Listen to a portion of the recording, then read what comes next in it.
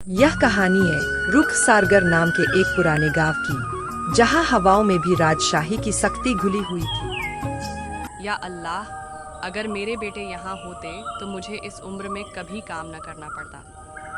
मेरी आंखें धुंधली हो चुकी हैं, घुटनों में इतना दर्द कि चलना भी मुश्किल है, लेकिन फिर भी मेरी बहू को ताज़ा साग चाहिए। चलो साग तोड़ लूँ, नहीं तो आज खाना भी नसीब नहीं होगा।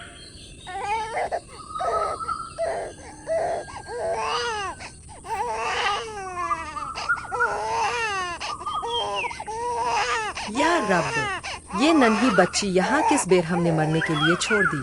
कितनी मासूम है। शायद इसे भूख लगी है। मैं पहले साग काट लूं, फिर इसे घर ले जाकर दूध पिला।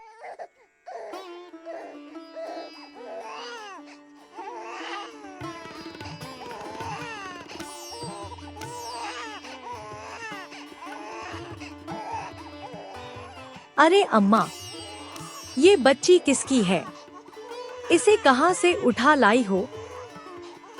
मुझे ये जंगल में नहर के किनारे मिली, जोर जोर से रो रही थी। ना जाने कौन जालिम इसे मरने के लिए छोड़ गया। अब ये मेरे साथ ही रहेगी। ये मेरी बेटी है। हमने किसी को पालने का ठेका नहीं लिया अम्मा। अगर इसके माँ बाप ने इसे छोड़ दिया तो हम क्यों रखें? अगर इसे नहीं निकाला तो तू भी यहाँ नहीं रह सकती। अल्लाह ने अगर इसे मुझे सौंपा है तो इसमें जरूर कोई हिकमत होगी। मैं इसे फिर से जंगल में नहीं छोड़ूंगी। ये अब मेरी बेटी है। बेटी, ये बच्ची बहुत मासूम है। इस दुनिया में इसका कोई नहीं है। क्या हम इसके लिए थोड़ी सी रहमत भी नहीं दिखा सकते? अम्मा, जैसे तू कोई रानी है। अपने लिए तो 2 वक्त की रोटी हमारे सहारे खाती है और अब इस बोझ को पालने चली है। रहने दे, इसे भी रख ले। वैसे भी ये हमारे काम आएगी। इसे नौकरानी बना कर रखेंगे। इसकी औकात याद दिलाना जरूरी है। तुझे क्या लगा मैं इस यतीम को इस घर में रहने दूंगी? ये कोई यतीम खाना है? इसे वहीं छोड़ आ जहां से लाई हो। हमने किसी को पालने का ठेका नहीं लिया अम्मा। अगर इसके माँ बाप ने इसे छोड़ दिया तो हम क्यों रखें? अगर इसे नहीं निकाला तो तू भी यहाँ नहीं रह सकती। कहानी है उस मासूम बच्ची की जिसे दुनिया ने ठुकरा दिया था, लेकिन तकदीर उसे एक नई राह पर ले चली। शुरुआत में सब कुछ ठीक रहा, लेकिन कुछ ही दिनों में दोनों बहुएं अपने असली रंग दिखाने लगीं। बच्ची को धीरे धीरे घर के कामों में झोंक दिया गया। बरसों बीत गए। छोटी अब 12 साल की हो चली थी। काम करते करते उसकी उंगलियां खुरदरी हो गई थीं, लेकिन उसका चेहरा अब भी रोशन था।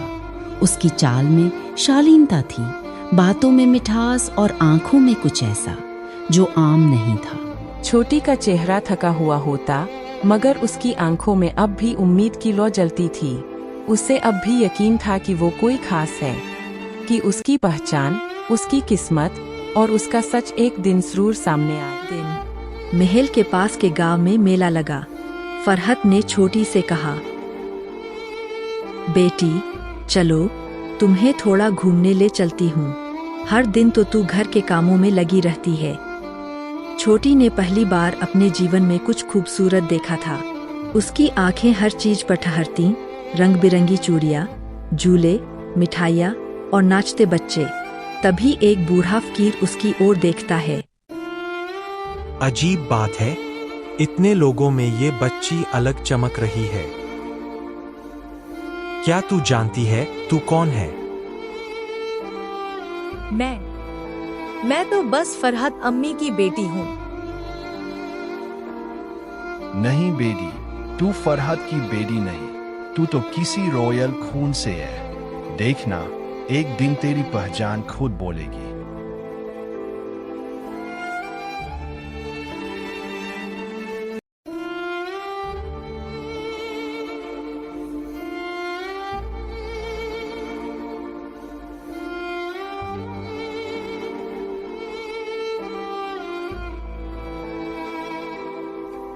उसी वक्त महल में एक पुराना मंत्री शाह को एक सीक्रेट बताता है।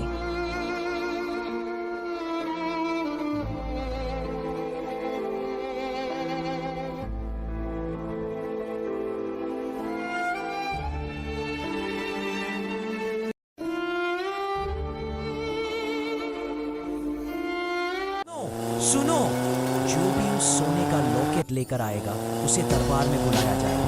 यह हुक्म पूरे गांव वालों तक पहुंचा दो।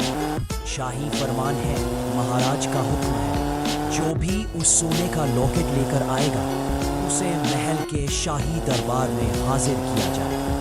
ढोल बजा दो, नगाड़ा पीट दो, यह खबर पूरे गांव-गांव, गली-गली तक पहुंचा दो। कोई छूटे नहीं, हर कोई जाने।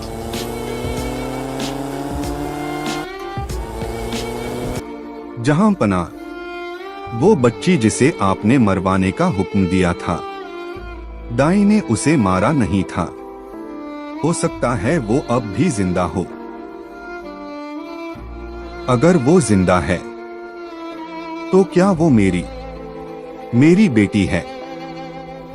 मेरी बच्ची, मेरी ही बच्ची अब कहीं इस दुनिया में दर दर भटक रही है। अगर किस्मत ने मौका दिया, मैं उसे पहचान लूंगा। ने वो बात सुनी और सन्न रह गई। उसे याद आया उस दिन जब वो बच्ची जंगल से मिली थी। उसके गले में एक सोने का लॉकेट था जिस पर कुछ नक्काशी थी, मगर उसने कभी किसी को नहीं बताया। उस रात फरहत ने वो लॉकेट निकालकर छोटी को दिखाया। फरहत कांपते लफ्जों में, बेरी, ये तेरा है। जब तू मुझे मिली थी ये तेरे गले में था। मैंने इसे छुपा दिया था ताकि तू मुसीबत में न आए। मगर इसमें तो एक शेर और एक चांद बना है। ये तो राजघराने की निशानी लगती है।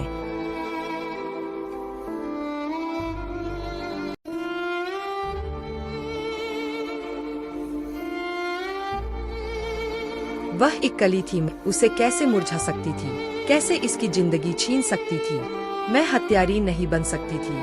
बादशाह सलामत, मैं उसे नहीं मार सकी। बादशाह, मैं उसे नहीं मार सकी। तो फिर तुमने क्या किया? कहाँ है हमारी बेटी?